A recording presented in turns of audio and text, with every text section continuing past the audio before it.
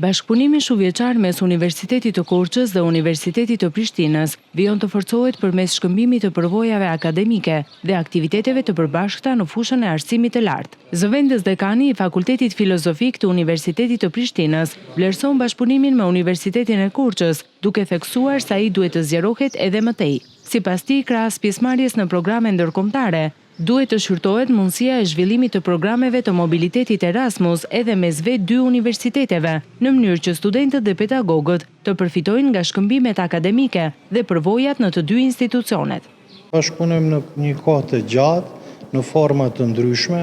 kjo nuk është e kënaqshme,